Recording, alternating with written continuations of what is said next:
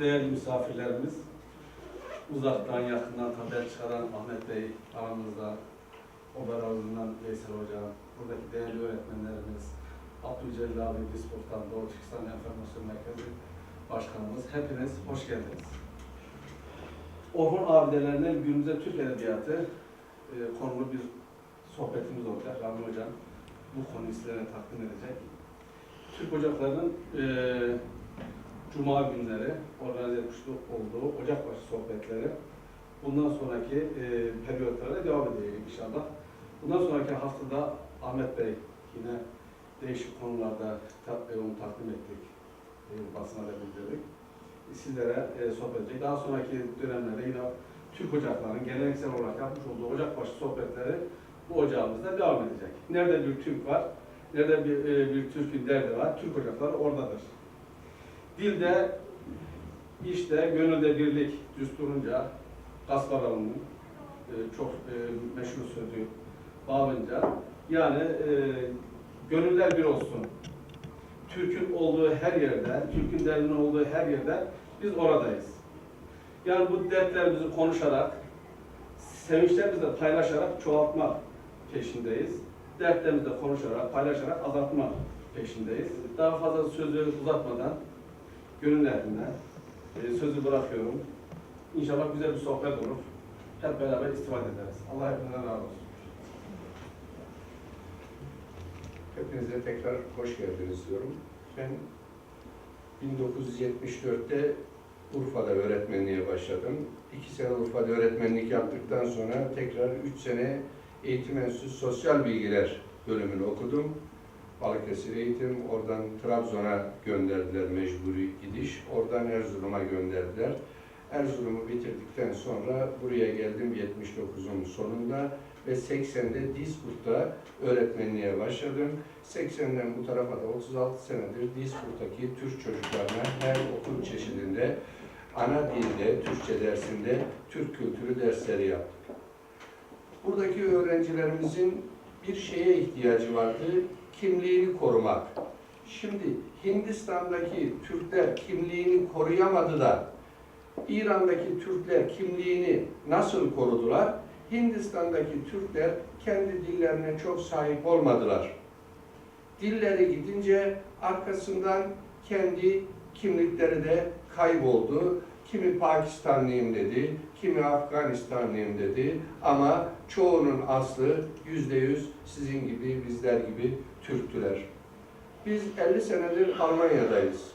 50 senedir 1961'den bu tarafa Almanya'da bazı çocuklarımızın şu anda dile hakim olmadığını görüyoruz. Bizim için, Avrupa Türklüğü için önümüzdeki yıllarda bir başka riziko var. Ben buradayım, bir kısım akrabalarım Fransa'da. Acaba 20 sene sonra benim torunlarımla Fransa'daki akrabalarımın torunları hangi dilde konuşacaklar? Almanya'da büyüyüp de Türkçeyi güzel konuşamayan bir çocuk, Fransa'dakiler bizden çok daha beter, Fransa'da büyüyüp de Türkçeyi daha iyi veya hiç konuşamayan çocuklar, Türkiye'de hadi hasbelkader ulussalar baba memleketinde herhalde İngilizce anlaşacaklar.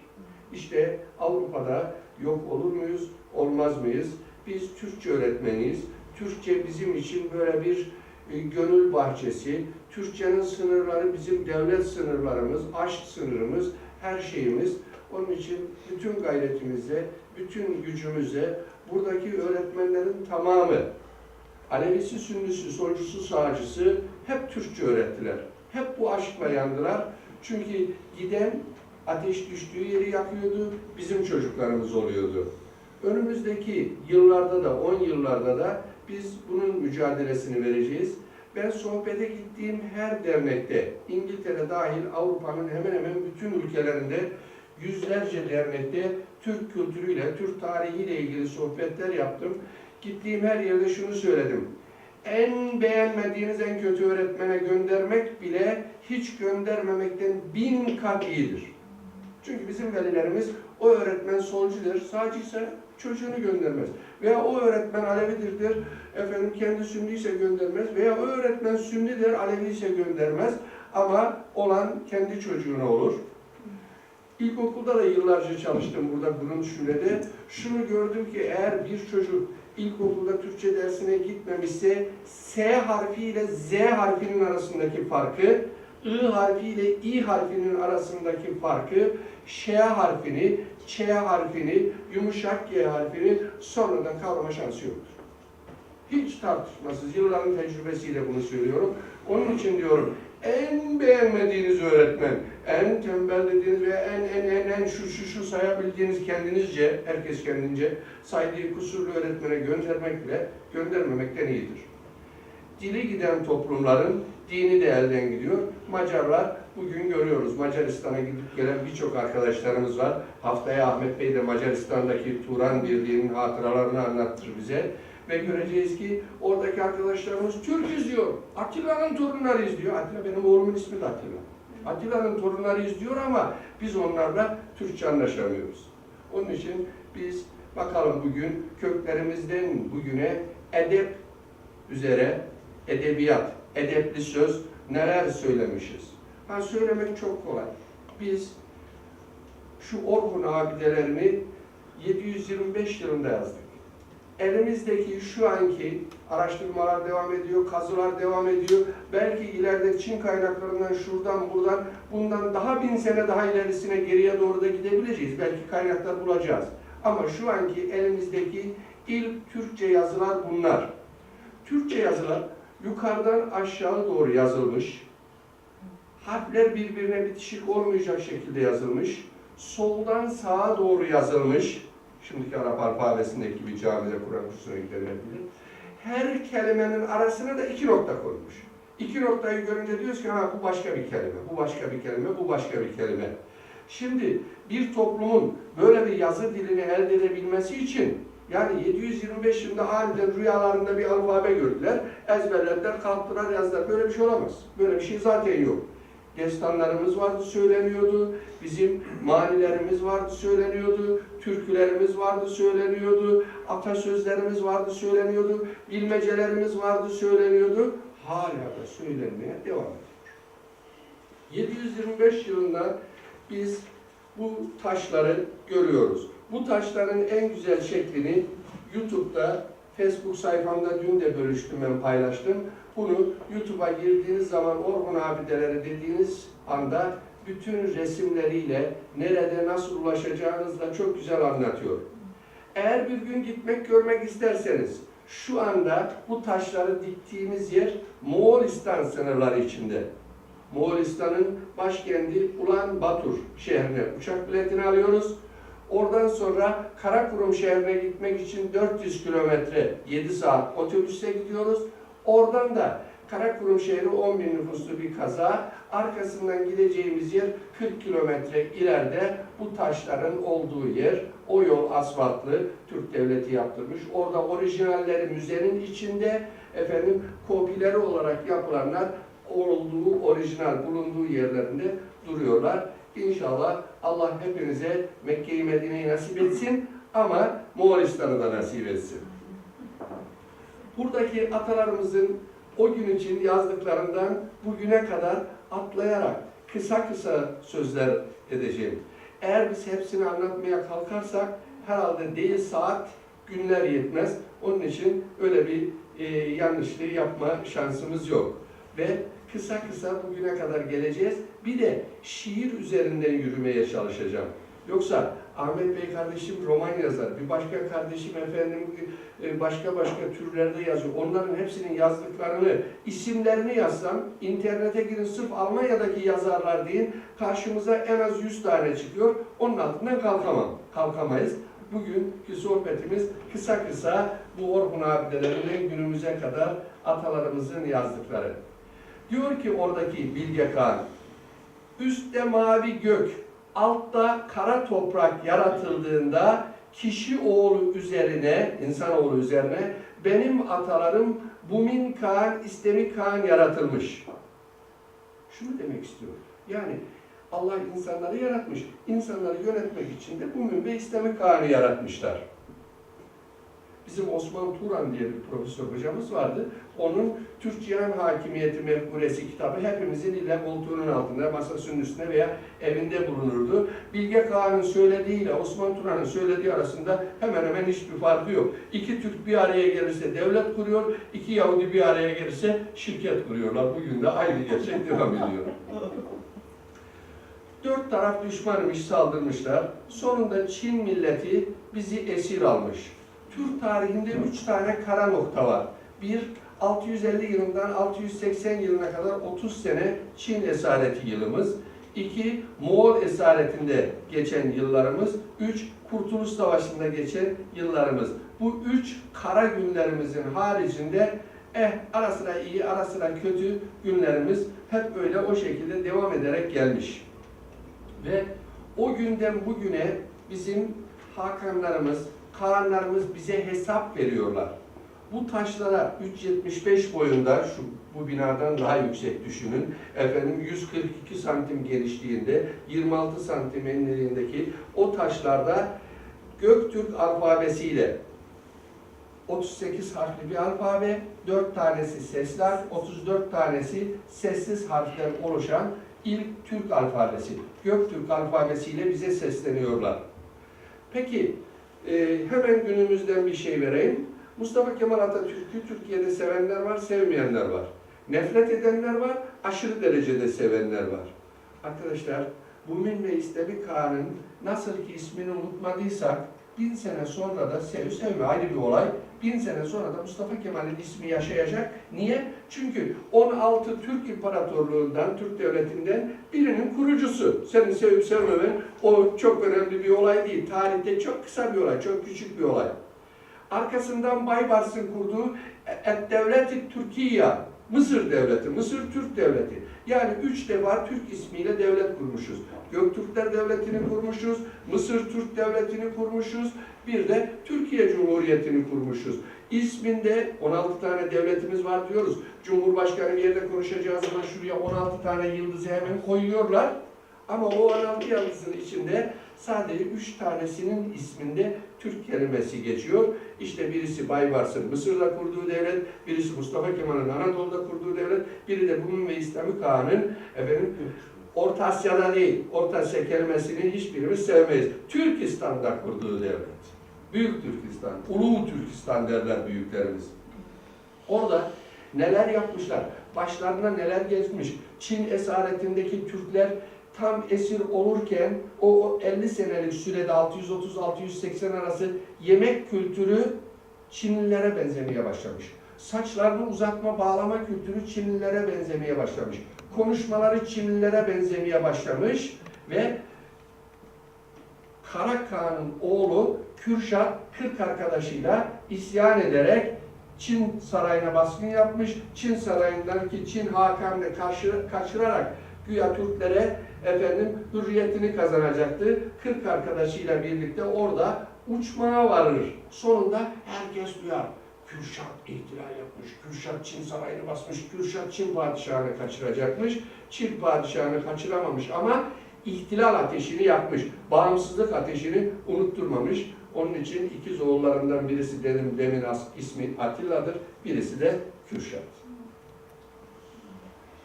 Evet, Orhun abidelerini böyle geçiyoruz şimdi. Orhun abidelerinden sonra her Türk'ün evinde bulunması gereken ayet ve hadislerden, Kur'an-ı Kerim ve hadisi katmıyorum, sıraya koymuyorum. Onlar sırasız birinciler, onlar en üstte. Onun altında gelen birinci kitabımız Orhun abideleri idiyse, ikinci kitabımız Dede Korkut. Hatta Dede Korkut kitabı için Muharrem Ergin, Profesör Muharrem Ergin diyor ki, bir terazinin bir kefesine Dede Korkut'u koysalar, terazinin diğer kefesine de Türk edebiyatının tamamını koysalar, Dede Korkut ağır basar. Niye? Kitaplar ve yazarlar bulunduğu coğrafyadaki hayatı anlatırlar. Şimdi biz burada bir şey yazıyorsak, buranın problemlerini anlatıyoruz. Ahmet kardeşimi dinleyeceğiz haftaya, buranın problemlerini romanlaştırıyor. Buradaki Türk kızlarının başından geçen olayları anlatıyor. Buradaki kendi insanımızın başından olayları geçiyor. Dede Korkut o günkü bizim Azerbaycan ve dolaylarında yaşayan, bundan 1000 sene evvel, 1100 sene evvel o bölgede yaşayan insanımızın hayat tarzını anlatıyor. Türkler nasıl insanlardı derseniz 1000 sene evvel gitseniz böyle kamerayla çekim yapsanız 1000 sene önceki şurada anlatılanların aynısını kamerada görürsünüz, filmde görürsünüz. Bazı kısımlar söyleyelim. Hani bu kadar Muharrem Ergin önem veriyorsa buna. Diyor ki oğlu olanı ak otağı, kızı olanı kızıl otağı, oğlu kızı olmayanı efendim kara otağı oturtturun, kara koyun yarısından yedirttirin. Ya bugün de aynı. Bakın biz oğlanın anası veya babası şöyle şişeriz. Kız anası babası biraz daha hafif ezik gibi geride kalır. Ya bizde oğlan uşağı Allah nasip etmedi der. Eğer oğlu kızı yoksa o biraz daha mahcuptur. Halbuki 1000 sene geçti aradan. İslamiyet'e göre böyle bir üstünlük yok ama biz hala 1000 senedir de Müslümanız ama gene de Dede Korkut'un bu söylediği özelliklerimizi devam ettiriyoruz. Sevgilisini nasıl anlatıyor? Evden çıkıp yürüyünce servi boylum. Mankenler falan aynı şekilde şimdi servi boylular, uzun boylular benimseniyor. Topuğunda sarmaşınca kara saçlım. Kara saçlı kelimesine fazla yorum yapmıyorum. Efendim. Kurulu yaya benzer çatma kaşlım. Çifte badem sığmayan dar ağızlım. Kavunum, yemişim, düğlerim. Görüyor musun neler oldu? Anlatıyor sevgilisine. Ve geçiyoruz. Babası kızını vermek istiyor. Kızı babasına diyor ki tamam evlenelim de bana hangi şartlarda bir damat bulabilirsin? Sayıyor şimdi. Gel şimdi seninle hava çıkalım.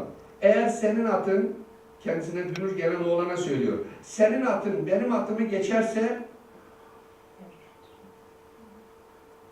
başka bir hikayenin tamamında başka bir kız arkadaşı sanki esas kızmış rolünde konuşuyor. Onun için öbür kızı görmeden kız arkadaşı diyor ki kendiymiş gibi anlatıyor. Benim atımı geçerse onun atını da geçersin esas varmak istediği kızın. Hem seninle ok atalım, beni geçersen onu da geçersin. Hem seninle güreşelim, beni yenersen onu da yenersin dedi. Beylek ise pekala şimdi atlanalım dedi. Şimdi hanım banka memuru, ben öğretmen. Ya aynı sanki beraber güreş tutar gibi çalışıyoruz işte. Yani böyle ikimiz bir gemiyi yürütmeye çalışıyoruz.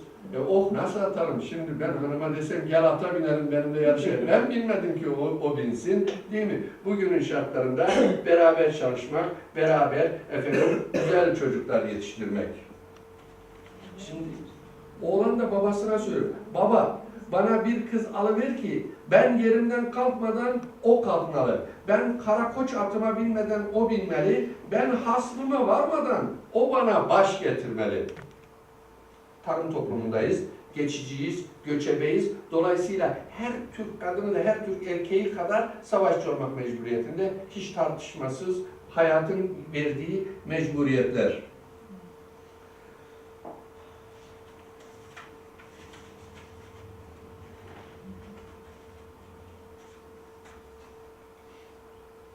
Peki, Türklerde bey olmak nasıldır?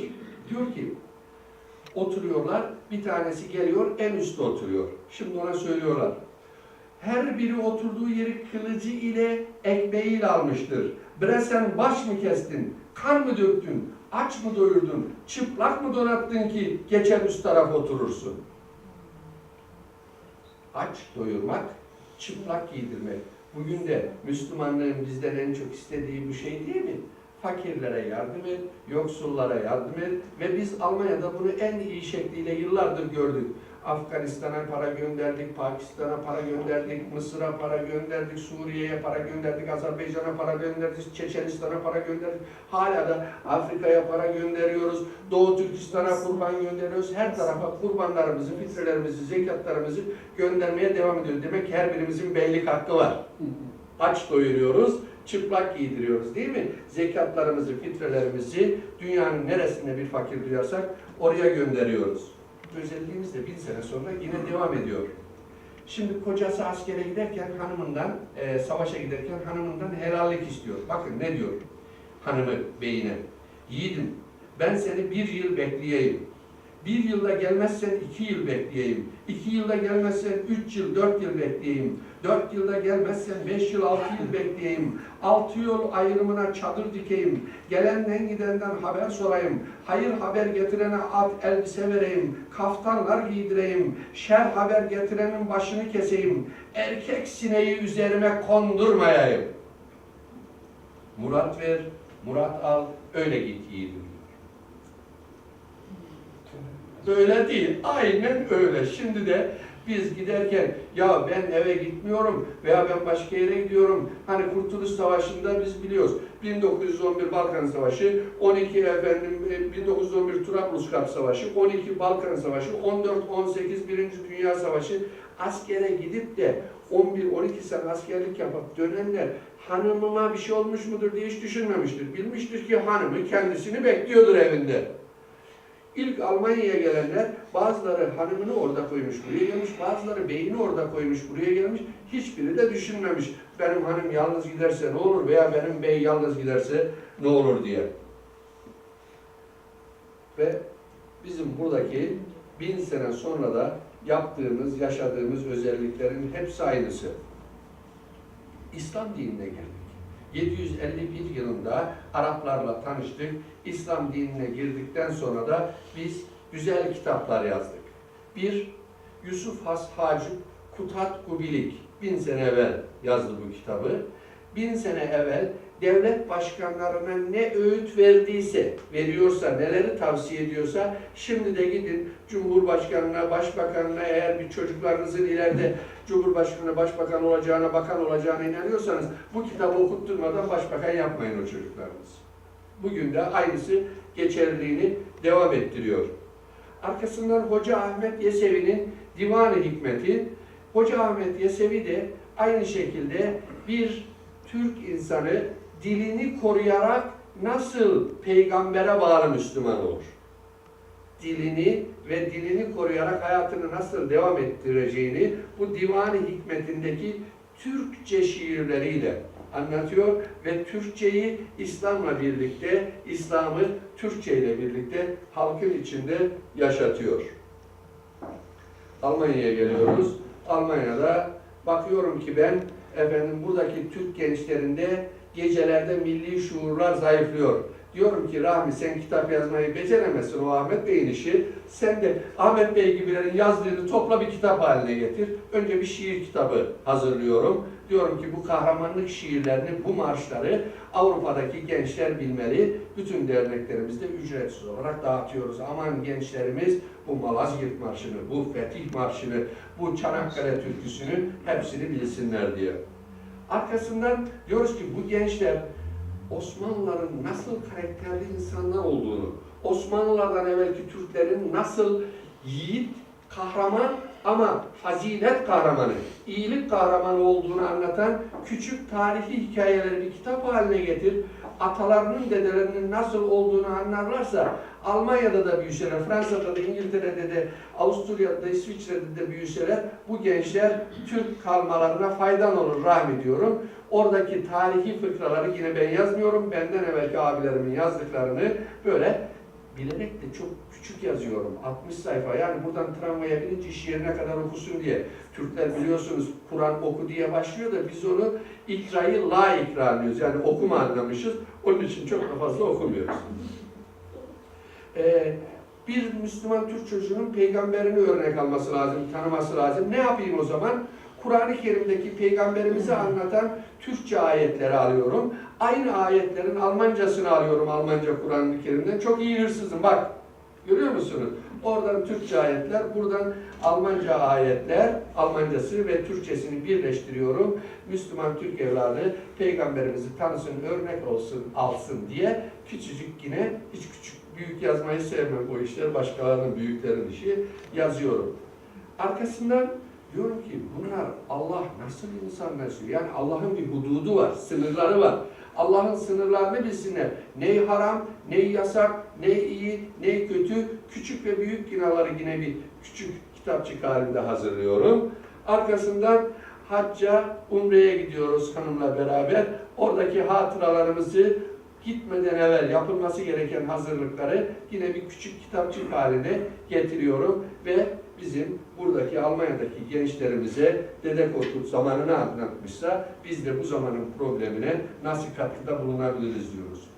Peki Divan-ı Lügat diye bir Türkçe kitabımız var. Kaşgarlı Mahmut, Doğu Türkistan'da mezarı. İnşallah oraya da gitmeyi hepimize Allah nasip etsin. 7500 Türkçe kelimenin karşılığını yazıyor. Diyorlar ki bunlar diyor Türkçe öğrensin. Türkçe öğrenmesi için ansiklopedik bir sözlük olarak 7500 kelimeyi yazıyor. Sonra Anadolu'ya geliyoruz. Bizim isimlerini okuyup geçiyorum. Daha vakti daraltmamak için. Baki ve yaşadığı devirde şairler sultanı unvanını arıyor.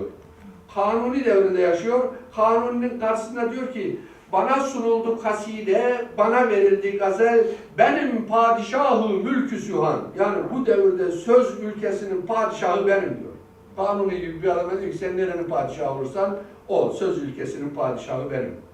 Katip Çelebi Cihan Numa diye öyle bir coğrafya kitabı yazıyor ki o yazdığı coğrafya kitabında Türk ülkelerinin coğrafyasını, Türk ülkelerinin tarihini aradığımız öz nokta şeklinde böyle aspirin veririz ya her şeye, aspirin gibi hazır halde bize sunuyor.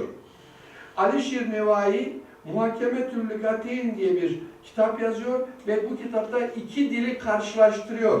Diyor ki Peygamberimizin bir kutsi hadisi olduğunu söylerler. Derler ki Türklerin dilini öğreniniz, Türklerin hakimiyeti uzun sürecektir. Bu Araplar bu Türkçeyi öğrensin, başka türlü kurtuluşları yoktur diyor. Nedim, ya hepimiz Allah ya Allah diyoruz da bu bizim yani şarap içenlere de bir şeyler söylemek lazım. Aşk meşk işleri de lazım. O işlere de bizim Nedim bakıyor. Ve arkasından Mevlana Celaleddin çıkıyor. Farsça yazıyor ama Farsça yazdığında da yine anlattığı şey Türk kültürü, İslam kültürü. Bir Nesimimiz çıkıyor. Yani derisini yüzüyorlar adamın. Söyledikleri hiç İslam'a uygun değil. Efendim şeriata uygun değil diye. Oysa Nesimi'nin söyledikleri şiirlerin tamamı özbeöz, saf, temiz, arı duru Türkçe. Ama adamın dinle alakası yok. Ya yoksa yok kardeşim yani ne yapalım dinle alakası yoksa. Bırakın Nesimi'nin de dinle alakası olmasın. Veyahut da dine bakış açısı benim gibi olmasın, senin gibi olmasın. İlla fotokopi gibi olmamız şart. Fuzuli çıkıyor. Adı Mehmet. Türk edebiyatının en büyük şairi ama o kadar mütevazi ki adını, kendi lakabını, takma ismini, mahlasını Fuzuli koyuyor. Diyor ki, aşk derdiyle hoşem, el çek ilacından tabip, kılma derman, kim helakin zehri dermanındadır. Ben diyor bu din, bu İslam, bu Allah aşkıyla o kadar mutluyum ki sakın beni bu aşktan uzaklaştırmayın. Beni mutlu etmek istiyorsanız bana bu beladan, bu hastalıktan, bu dertten daha çok verin diyor. Yunus Emre çıkıyor. Herkes Arapça, Farsçayla böyle ağdalı süslü diller kullanırken hani biz üniversitedeyken deriz, araya da 2-3 kelime İngilizce kelime katarız, karşımızdaki anlamasın da bizi büyük adam zannetsin, büyük laf konuştuk zannetsin diye Yunus Emre'nin de şöyle bir derdi yok. Anlatacağı, vereceği mesajı saf, arif, diri Türkçe ile padişahın da anladığı, dağdaki çobanın da anladığı en güzel Türkçe ile İslam'ı bize anlatıyor. Aşık Veysel geliyor. Tabii yani Sivaslıyım, hemşerim şimdi Aşık Veysel'i anmasam ayıp olurdu. Aşık Veysel de yine bizden bir devre önce, bir nesil önce bu yüzyılda bir bakıyoruz ki Türkçeyi en güzel anlatan, toplumumuzu en güzel anlatan, sevdiğimiz, kendini herkesin sevdiği bir şair haline getiriyor. Pir Sultan da yine dini konularda bizim gibi düşünmeyen ama efendim milli konularda da biraz İran taraftarı olarak bilinen ama söylediği şiirler hiç yabana atılmayan, Türkçe'ye hizmet eden şiirler. Arkasından bir Karacaoğlan'ımız geliyor. Bakıyorsun ki adam belki 300 tane şehir gezmiş. Gezdiği her şehirde de bir tane sevgili bulmuş. Hiçbir şey bulamamışsa efendim bulutları sevgili etmiş, bulutlara şiir yazmış. Türk dilinin en güzellerinden. Gele geldik Necip Fazıl'a. Yaşadığı devirde şairler sultanı lakabını alan bir isim. Sevenleri var, sevmeyenleri var Necip Fazıl'ın. Ama karşısında bir tane de Necip Fazıl'ın gıcık aldığı 18 yıl hapis yatmış Nazım Hikmet'i var. Efendim, o da Türk Edebiyatı'nın, o da Türklerin bir değeri. Birilerinin sevip birilerinin sevmemesi ayrı bir olay ama Türk Edebiyatı'nın bir değeri. Arkasından Mehmet Akif Ersoy gelir, o da Türk Edebiyatı'nın bir değeri ve aynı çağdaşı Tevfik Fikret'le zıt. Tevfik Fikret oğlu Haluk'u Türk toplumuna örnek gösterir. Haluk Amerika'dan zangoç, papaz olarak kilise olarak döner. Efendim, Akif'in gösterdiği Asım'ın nesli hala devam etmektedir. Dışarısı karanlık çöktü, onun için hızlı konuları geçiştirmeye çalışıyorum. Hele bakalım işi biraz da şiire dökelim şimdi. Epey nesirden bahsettik, şiire geçelim. İlk bilinen şiirimiz, bunun Kutat birlikte var ama o da diyor ki halkın ağzından aldım. Alper Tunga öldü mü? Kötü dünya kaldı mı? Felek öcün aldı mı? Şimdi yürek yırtılır. Alper Tunga isimli Türk Sultanı'nın ölümünde yakılan bir ağıt. Manileri kimin söylediğini bilmiyoruz. Ama ne güzel söylemiş, kimler söylemişse, kaç bin sene evvel söylemişse. Ha benim bahtiyarım, gönülde tahtiyarım, yüzünde göz izi var, sana kim bahtiyarım? Gençliğimde ben de çok kıskançtım, herhalde oradan tesiri kalmış. Gam zedeler, gam vurur, gam zedeler, sinem hakkak delemez, delerse gam zedeler. Nedim, bu şehir İstanbul ki bir müslü behadır, bir sengine yekpare, acem mülkü fedadır. Bu öyle bir güzel şehir ki bu İstanbul diyor. Bir küçücük taşı bütün İran ülkesinden çok daha kıymetlidir, üstündür diyor. Yunus Emre, ne varlığa sevinirim, ne yokluğa yerinirim. Aşkın ile avunurum, bana seni, gerek seni. Karacaoğlan, çıktım seyreyledim Niğde'yi boru. Acep gezsem ala gözlüm var mola. Güzeller durağı Tokat en yürü. Acep gezsem ala gözlüm var mola. Niğde'ydi değil mi memleket? Aksaray. Yürek telinden yakaladım Aksaray'da olsa. Pir Sultan Abdal, Sivas ellerinde sazım çalınır. Çamlı beller bölük bölük bölünür. Ben dosttan ayrıldım, bağrım delinir. Katip ahvalimi şaha yaz böyle. Aşık Veysel, gün ikindi akşam olur. Gör ki başa neler gelir. Veysel gider adı kalır, dostlar beni hatırlasın. Köroğlu, benden selam olsun Bolu Bey'ine, çıkıp şu dağlara yaslanmalıdır.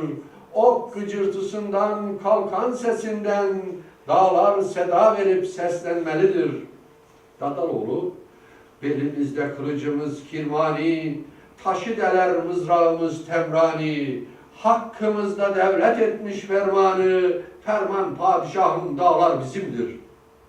Orhan Veli, neydi bizim neslin şairi, ne atom bombası, ne Londra konferansı, bir elinde cımbız, bir elinde ayna, umurunda mı dünya? Ya 9. 10. sınıflara veriyorum bunu, bayılıyorlar. Diyor ki tam bize anlatıyor diyor. Ben de öyle diyordum 10. sınıftayken, bu beni anlatıyor diyor. Yahya Kemal Beyatlı, çok insan anlayamaz eski musikimizden ve ondan anlamayan bir şey anlamaz bizden. Şarkı dinler misiniz? Türk sanatı dinler, Türk sanat müziği dinler misiniz? Ya zor, ya zorsa da dinleyin. Dinledikçe seversiniz. Ben de hiçbir şey anlamadım, inadına dinliyordum, inadına dinlerken sevdim. Mehmet Emin Yurdakul, bırak beni haykırayım, susarsam sen matem et. Unutma ki şairleri haykırmayan bir millet, sevenleri toprak olmuş öksüz çocuk gibidir.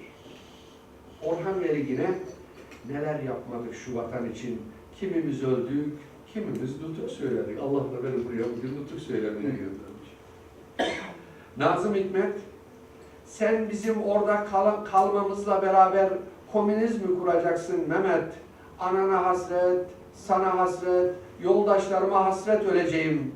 Ama sürgünde değil, gurbette değil, rüyalarımın memleketinde, beyaz şehirde, Moskova'da, Mehmet yavrum, seni Türk Komünist Partisi'ne emanet ediyorum.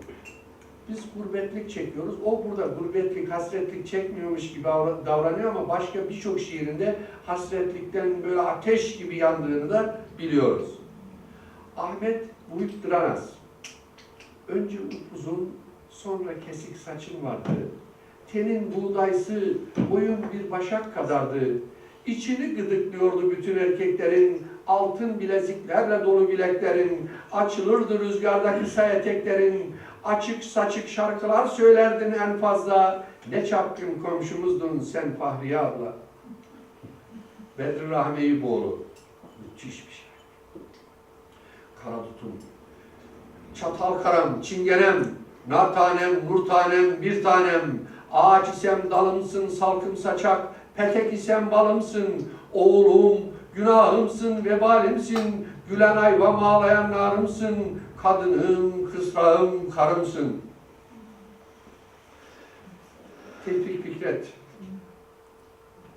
Yeryüzü vatanım, nevi beşer milletim. İnsan, insan olur ancak bunu izahla anladım. Namık Kemal. Amalimiz, efkarımız ikbali vatandır. Serhaddimize kala bizim haki bedendir. Osmanlılarız, zinetimiz kanlı kefendir. Kavgada şehadetle bütün kam alırız biz. Osmanlılarız, can veririz, nam alırız biz. Hepsinin, her şiirin uzun uzun hikayesi var ama açıklama şansım yok şimdi. Ümit Yaşar Oğuzcan, yine bizim gençlik yıllarımızın çok sevilenlerinden.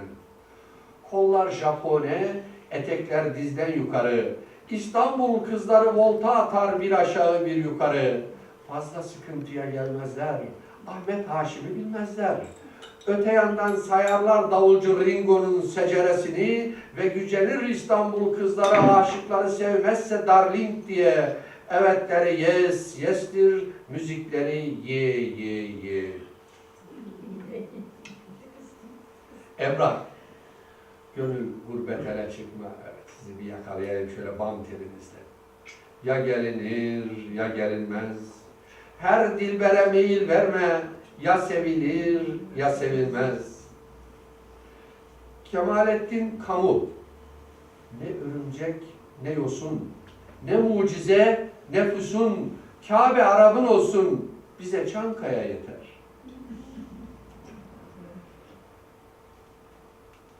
Behçet Kemal Çağlar.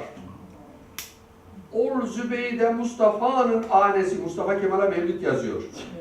Ol sedeften doğdu oldur danesi.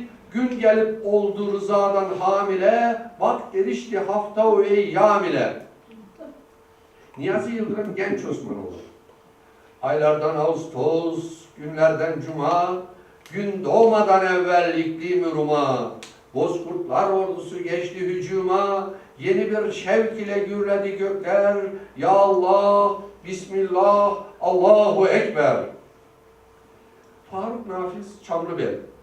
Bu hiyaban ebediyet yoludur. Gider Allah'a kadar buradan ucu. Gözünün sürmesi bil toprağını. Bu sular Kevser, ağaçlar Tuğba.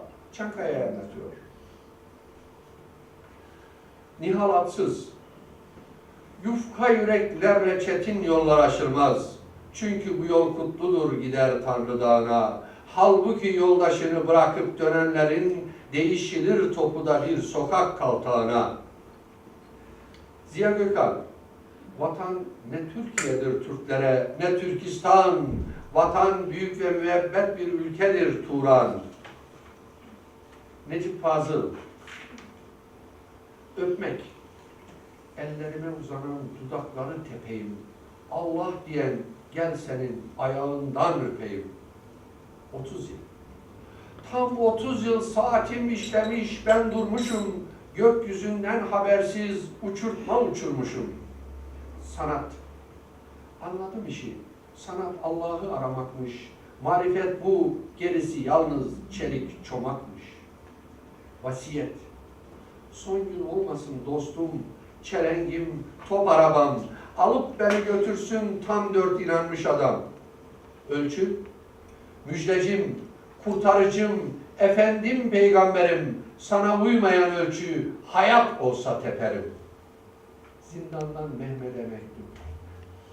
Nazım Hikmet Mehmet diyor. Aradaki harfi kaldırıyor peygamberimize çağrışım yapmasın diye. Bu da Mehmet oğluna yazıyor. Mehmet'im sevinin başlar yüksekte, ölsek de sevinin eve dönsek de, sanma bu tekerlek kalır tümsekte, yarın elbet bizim, elbet bizimdir, gün doğmuş, gün batmış, ebed bizimdir. Türk gençlerine en güzel verdiği mesaj, Türk kimliğini en güzel gösteren şiiri, zulmü alkışlayamam, zalimi asla sevemem, gelenin keyfi için geçmişe kalkıp sövemem, biri ecdadıma saldırdı mı hatta boğarım, boğamazsın ki hiç olmazsa yanımdan kovarım. 3,5 soysuzun ardında zağırlık yapamam, hele hak namına haksızlığa ölsem tapamam. Bana hiç tasmalık etmiş değil altın lale, yumuşak başlıysam kim dedi uysal koyunum. Kesilir belki fakat çekmeye gelmez boyunum. Kanayan bir yara gördüm mü yanar ta ciğerim, onu dindirmek için kamçı yerim, çifte yerim, adam aldırma da geç git diyemem aldırırım, mazlumu tutar kaldırırım. Girmeden tefrika bir millete düşman giremez, toplu vurdukça yürekler onu top sindiremez. Yine herkesin evinde vardır diye getirmedim, Safahat'tan bazı noktalar arıyorum. İmandır o cevher ki ilahi ne büyüktür, İmansız olan paslı yürek sinede yüktür. Atiyi karanlık görerek azmi bırakmak, alçak bir ölüm varsa eminim budur ancak.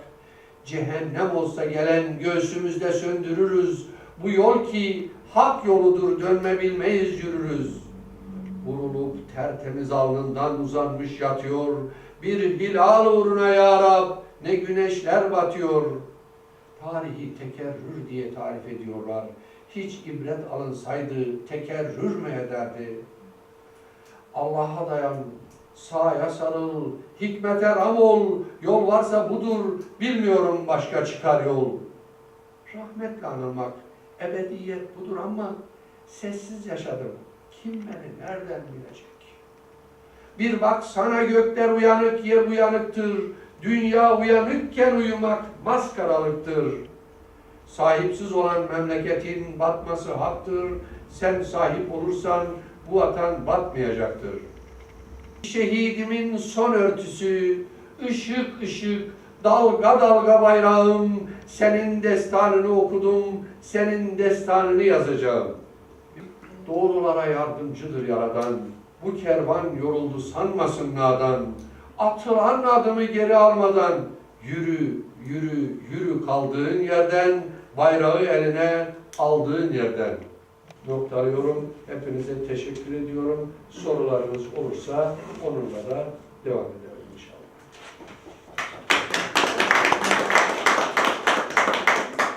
Çok saygıdeğer Uygur TV izleyicileri. Efendim şu anda biz Almanya'nın Krefeld şehrindeyiz.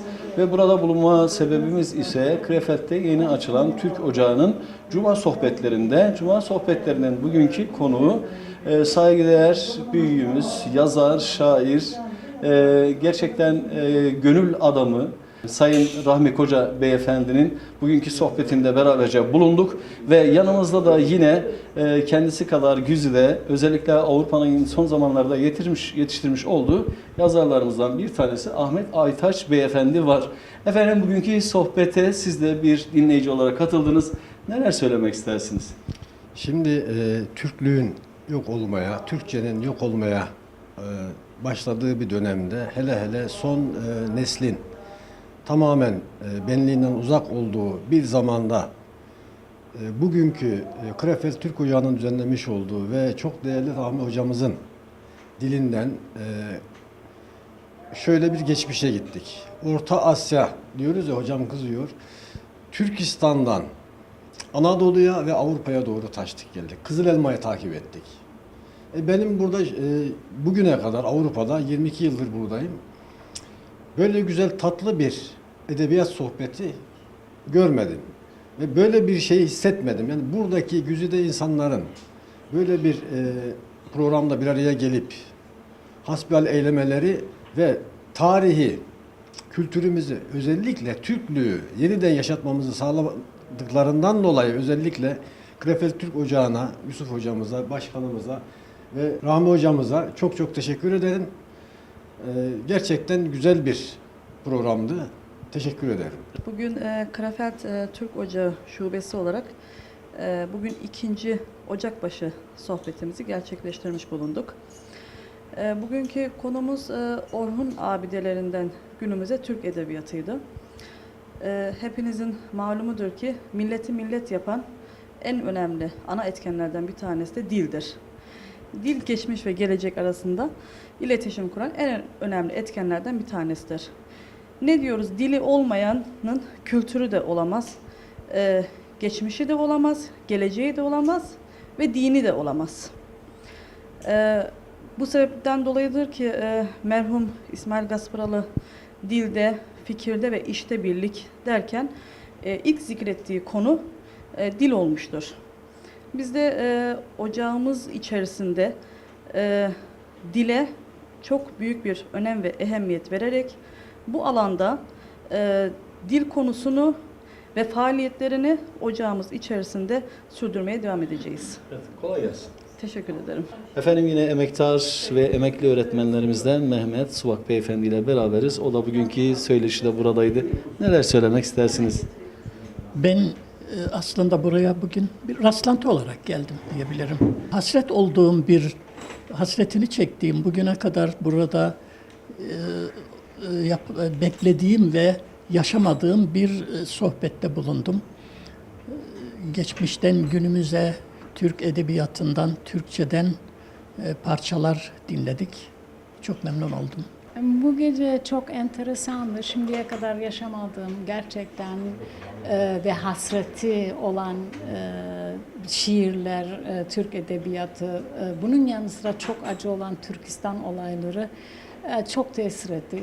Yani gerçekten insanın dışından ağlamayışı, içinden ağlayışını ben kendi kendimde hissettim. Çok duygulandım.